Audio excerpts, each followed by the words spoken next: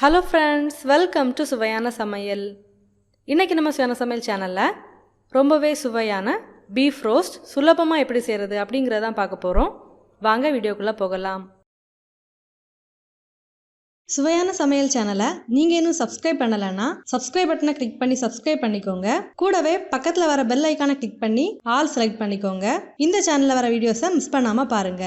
1/2 kilo beef சின்ன துண்டுகளா cut பண்ணி தண்ணியில நல்லா க்ளீன் பண்ணி எடுத்துருக்கேன். இதை ஒரு குக்கர்ல சேர்க்கலாம்.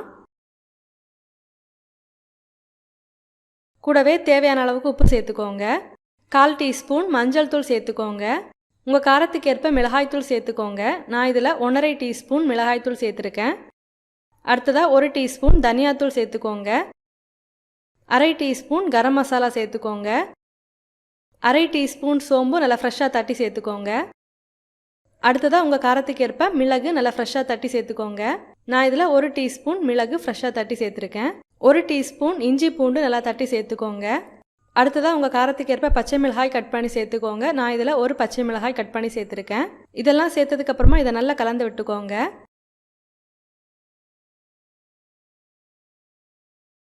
அடுத்ததாக இந்த பீஃபை வேக விடுறதுக்கு தேவையான அளவுக்கு தண்ணி சேர்த்துக்கோங்க. தண்ணி சேர்த்துட்டு இதை நல்லா கலந்து விட்டுக்கோங்க. இந்த பீஃபை வேக விடும்போது பீஃபும் தண்ணியை வெளிவிடும். அதனால் தண்ணி கொஞ்சமாக சேர்த்தாலே போதும். இப்போ இந்த குக்கரை மூடி மிதமான தீயில ஒரு 6லேருந்து 7 விசில் விட்டு வேக வச்சு எடுக்கலாம். நீங்கள் உங்கள் குக்கருக்கு ஏற்ற மாதிரி விசில் விட்டு வேக வச்சு எடுத்துக்கோங்க.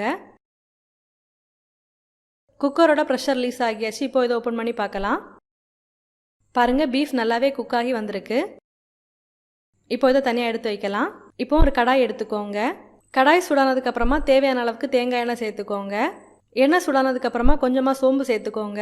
கூடவே ஒரு காய்ந்த மிளகாய் சேர்த்துக்கோங்க.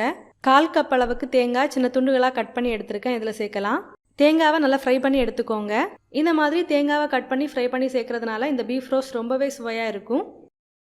ஒருவேளை தேங்காய் சேர்க்கறது உங்களுக்கு பிடிக்காது அப்படின்னா நீங்கள் தேங்காய் சேர்க்க தேவையில்லை. தேங்காய் நல்லா ஃப்ரை ஆனதுக்கு அப்புறமா ஒரு கொத்து கருவேப்பிலை சேர்த்துக்கோங்க. அடுத்ததான் நம்ம வேக வச்சு எடுத்துருக்கிற பீஃபை அந்த மசாலாவோட இதில் சேர்த்துக்கோங்க. சேர்த்து நல்லா கலந்து விட்டுக்கோங்க. இதில் இருக்கிற மசாலா எல்லாம் சேர்ந்து நல்லா ட்ரை ஆகி வர வரைக்கும் இதை நல்லா கலந்து விட்டுக்கோங்க. இப்போ பாருங்கள், மசாலா எல்லாம் சேர்ந்து நல்லாவே ட்ரை ஆகி வந்தாச்சு. இப்போ இதை ஒரு மீடியம் டு லோ ஃப்ளேமில் வச்சு நல்லா ரோஸ்ட் பண்ணி எடுத்துக்கோங்க.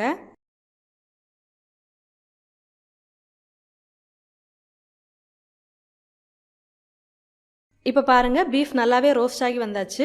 கலரும் நல்லாவே சேஞ்ச் ஆகியிருக்கு. இப்போ இதில் ஒரு கொத்து கருவேப்பிலை சேர்த்து நல்லா கலந்து விட்டுக்கோங்க.